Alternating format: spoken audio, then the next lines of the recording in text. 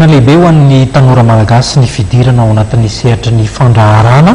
Misy ny hetsika izay natao indrindra hanomezana lanja ny tanora malagasy dia ilay antsoina hoe salon de l'entrepreneuriat et de l'emploi. Andray anjara mivantana ao anatin'ity hetsika ity moa zareo nivon'ny ministera misahana ny indostria ny fampiroboroboana ny sehatra tsy miankina. Arahantsika eto anatin'ity fanampanazavana ity ny tsara ho fantatra rehetra momba izay. Anoana ny hetsika salon de l'entrepreneuriat et de l'emploi ny ministera misahana ny industrie sy ny fampiroboroboana ny sehatra tsy miankina. Nivoatra izany tamin'ny dinika ny fanaovan'ity ministera ity sy ny orinasa Kentia Holding izay mpikarakara ny hetsika tamin'ny mpanao gazety androany tetsy amin'ny tanina renina.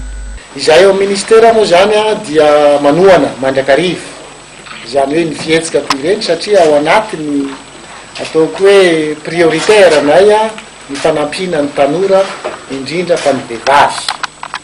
Ary zao moa zany natona hoe nanoana tanteraka an'izao hetsika zao salon ataon'zareo zao amin'ny 22-23 zao satria reny ny zavatra andrasantsika.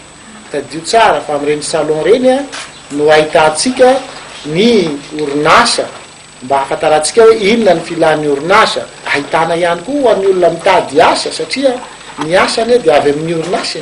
Raha tsy fantatsika ny filana orinasa anankiray dia tsy fantatsika hoe inona ny asa isy. Ary zay no mahazava-dehibe isorako ny an'ireto tanora izay mihetsiketsika.